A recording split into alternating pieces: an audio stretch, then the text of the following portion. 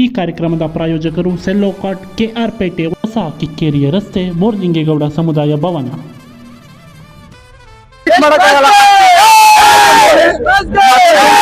ಅಪ್ಪ ಅಮ್ಮನ ಸೆಂಟಿಮೆಂಟ್ ಆದ್ರೆ ಸ್ಟೋರಿ ಸಿನಿಮಾದಲ್ಲಿ ಸೈಕಾಲಜಿ ಇದೆ ಅಂತ ಯಶೋರ್ ಅದೊಂದು ಸಂದರ್ಶನದಲ್ಲಿ ಇಂಗ್ಲಿಷ್ ಸಂದರ್ಶನದಲ್ಲಿ ಹೇಳಿದ್ರು. ಆತರ ಸೈಕಾಲಜಿ ಅಂದ್ರೆ ನಮ್ಮಲ್ಲಿ ಆಗೋ ನೆಗೆಟಿವ್ ಥಾಟ್ಸ್ ಇರುತ್ತಲ್ಲ, ಅದನ್ನೇ ಟ್ವಿಸ್ಟ್ ಇರೋದು ಸೆಕೆಂಡ್ ಹಾಫ್ ಅಲ್ಲಿ.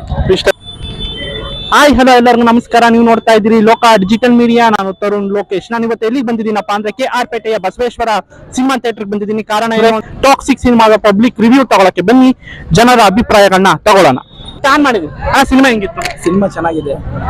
ಯಾರು ಆಕ್ಟಿಂಗ್ ಇಷ್ಟ ಆಯ್ತು? ಕತೆ ಹೆಂಗಿತ್ತು? ಪ್ಲಾಟ್ ಹೆಂಗಿದೆ? ಯಶಿ ಆಕ್ಟಿಂಗ್ ಇಷ್ಟ. ಅದು ಬಿಟ್ಟು ಏನಪ್ಪಾ ಅಂದ್ರೆ ನಯನತಾರ ಮತ್ತೆ ಗ್ರೋನ್ ಅಪ್ ಡೆವಲಪ್ ಆಗೋದು, ಹೆಂಗ್ ಡೆವಲಪ್ ಆಗ್ತೀನಿ ಅನ್ನೋದು. ಸಿನಿಮಾ ಹೆಂಗಿತ್ತು? ಸಕ್ಕತ್ತಾಗೈತೆ, ನೋಡ್ಬೋದು. ಯಾರ ಆಕ್ಟಿಂಗ್ ಇಷ್ಟ ಆಯ್ತು? Yashu acting super. ಕತೆ ಹೆಂಗಿತ್ತು? ಪ್ಲಾಟ್ ಹೆಂಗಿದೆ? ಯಶಿ ಆಕ್ಟಿಂಗ್ ಇಷ್ಟ. ಅದು ಬಿಟ್ಟು ಏನಪ್ಪಾ ಅಂದ್ರೆ ನಯನತಾರ ಮತ್ತೆ ಗ್ರೋನ್ ಅಪ್ ಡೆವಲಪ್ ಆಗೋದು, ಹೆಂಗ್ ಡೆವಲಪ್ ಆಗ್ತೀನಿ ಅನ್ನೋದೇ ಸ್ಟೋರಿ. ಸರ್ ಸಿನಿಮಾ ಹೆಂಗಿತ್ತು? ಸಿನಿಮಾ ಹೆಂಗಿತ್ತು? ಸೂಪರ್ ಆಗೈತೆ ಸಿನಿಮಾ. ಸೂಪರ್ ಅಣ್ಣ. ಬಾಸ್ ಮೂವಿನ ಇಡೀ ಇದ್ರಲ್ಲಿ ಯಾರು ಕೂಡ ಬಿಡೈತೆ. ಅಷ್ಟು ಲೆವೆಲ್ ನಮ್ ಕನ್ನಡ ಇಂಡಸ್ಟ್ರಿನ ಇದೇ ತರ ಎಲ್ಲೋ ಒಂದ್ ಲೆವೆಲ್ ತಗೊಂಡಿದೆ ಅಂತ ಎಲ್ಲಾರು ಬಂದಿ.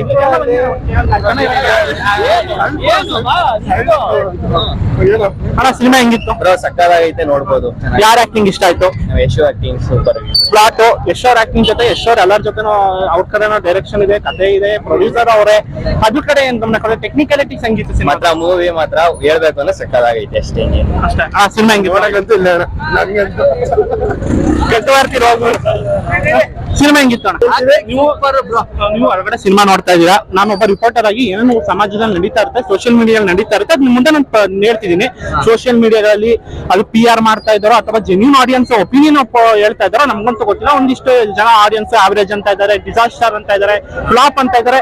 ಅದ್ರ ಬಗ್ಗೆ ನಿಮ್ಗೆ ಏನ್ ಜನಗಳು ಮಾತಾಡ್ತಾರೆ, ಅವ್ರ ಬಗ್ಗೆ ತಲೆ ಕೆಡಿಸ್ಕೋಬಾರ್ದು. ಬೆಳಿತಾನೆ ಅಂದ್ರೆ ತುಳಿಯಕ್ಕೆ ಕಾಯ್ತಾ ಇರ್ತಾರೆ. ಬೆಳಿತಾನೆ ಇರ್ಲಿಲ್ಲ, ಬೆಳೆಸ್ತಾನೆ ಇರ್ತೀವಿ. Thank you sir. ಸೂಪರ್. ನಮ್ ಬಾಸ್ತ ಈ ಲೆವೆಲ್ ಅಲ್ಲಿ ನೋಡ್ತೀನಿ ಅಂತ ಅನ್ಕೊಂಡಿಲ್ಲ. ನೆಕ್ಸ್ಟ್ ಲೆವೆಲ್ ಆಗೈತೆ. ಕತೆ ಹೆಂಗಿತ್ತು? Box office full Karnataka. ನೀವು ಪ್ಲಾಟ್ ಯಶೋರ್ ಆಕ್ಟಿಂಗ್ ಜೊತೆ ಯಶೋರ್ ಎಲ್ಲರ ಜೊತೆ ಅವ್ರ ಕಡೆ ಡೈರೆಕ್ಷನ್ ಇದೆ, ಕತೆ ಇದೆ, ಪ್ರೊಡ್ಯೂಸರ್ ಅವರೇ. ಅದ್ರ ಕಡೆ ಏನ್ ಗಮನ ಕೊಡ? ಟೆಕ್ನಿಕಾಲಿಟಿ ಸಂಗೀತ ಮಾತ್ರ ಮೂವಿ ಮಾತ್ರ ಹೇಳ್ಬೇಕು ಅಂದ್ರೆ ಸಕ್ಕತ್ತಾಗೈತೆ ಅಷ್ಟೇ. ಅಷ್ಟೇ. ಆ ಸಿನಿಮಾ ಹೆಂಗಿತ್ತು? ಸ್ಟೋರಿ ಸಿನಿಮಾದಲ್ಲಿ ಸೈಕಾಲಜಿ ಇದೆ ಅಂತ ಯಶೋರ್ ಅದೊಂದು ಸಂದರ್ಶನದಲ್ಲಿ ಇಂಗ್ಲಿಷ್ ಸಂದರ್ಶನದಲ್ಲಿ ಹೇಳಿದ್ರು. ಆತರ ಸೈಕಾಲಜಿ ಅಂದ್ರೆ ನಮ್ಮಲ್ಲಿ ಆಗೋ ನೆಗೆಟಿವ್ ಥಾಟ್ಸ್ ಇರುತ್ತಲ್ಲ, ಅದನ್ನೇ ಟ್ವಿಸ್ಟ್ ಇರೋದು ಸೆಕೆಂಡ್ ಹಾಫ್ ಅಲ್ಲಿ. ಇಷ್ಟಲ್ಲಿ ಆತರ ಹೇಳಿದ್ದಾರೆ. Okay, thank you.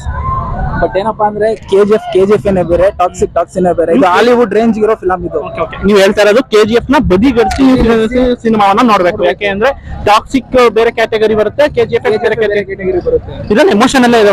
ಟಾಕ್ಸಿಕ್ ಇದೆ, ಎಮೋಷನ್ ಇದೆ, ತಂದೆ ಮಗನ ಬಾಂಧವ್ಯ ಇದೆ, ಕ್ಲೈಮ್ಯಾಕ್ಸ್ ಅಲ್ಲಿ ಅದೇ ಟ್ವಿಸ್ಟ್. ನೀವ್ ಹೇಳಿದ್ರಲ್ಲ ಏನೋ ಅದು ಸೈಕಾಲಜಿ ಅಂತ ಅಂದ್ರಲ್ಲ, ಅದೇ ಸೆಕೆಂಡ್ ಹಾಫ್ ಅಲ್ಲಿ ಬರೋದು.